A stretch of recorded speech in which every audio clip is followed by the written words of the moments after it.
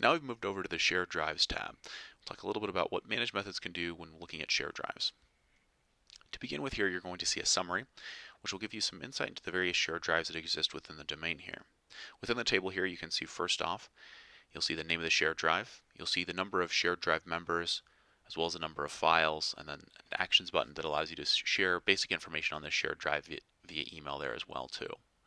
One thing to keep in mind is when we're looking at shared drives, those files specifically are going to be the files that have been modified or had their sharing permission changed within the last 30 days or more recently created files. Files that do contain malware risk will again be retained for a longer 90-day time period. So it's not uncommon to see a smaller number of shared drive files, especially for those shared drive files which are more dormant there. The shared drive members here is going to give you an idea of who the members of that shared drive specifically are. Anytime you see any gold person icons here in this column, that's going to indicate to you that that shared drive has members who are outside of your domain there directly. Clicking the number here will go ahead and pull up a dialog box and give you some high-level information on who those members of the shared drive are.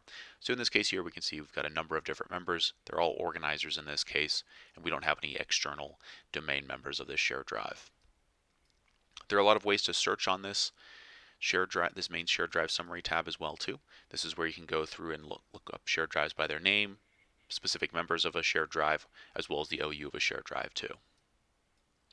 Clicking the files here or the files sub-tab will allow you to take a look at the files that are found within the shared drives. Again, within that 30-day time window for most files and then 90 days there for files that do contain risk or malware.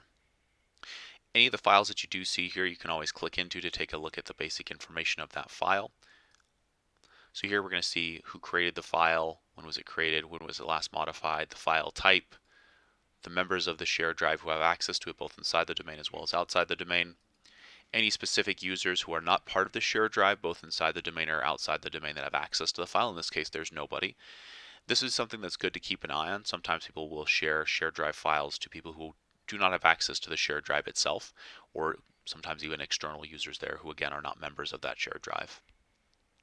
Risk here in this case has some PII risk in it here, so you can see that very easily. Again, the Risks tab is where you'd want to primarily address this, but it can also be looked at from here. Malware in this case, if there was malware, it'd be listed here, giving you some idea of what's going on with that, but in this case, no malware. From there, you then do have the ability to come and take a look at the high-level information here again, as well as you can take a look at this non-shared drive sharers column. This is going to give you an idea if this particular shared drive file is being shared to anybody who does not have direct access to the shared drive, or with global link shares or other link shares as well there too. Action-wise, a little bit more limited here. It's just going to be download, delete, or share via email, and that can be done on any of the shared drive files you are seeing here. Number of different ways to search as well here too. Lots of different options to choose from. Certainly you can focus in on the specific shared drive files of just one specific shared drive, and there are lots of options to filter as well there too. So this is going to do a great job of giving you some insight into what shared drive files are out there, especially looking for potential shared drive files that may contain some kind of risk if end users have decided to store sensitive information within shared drives there.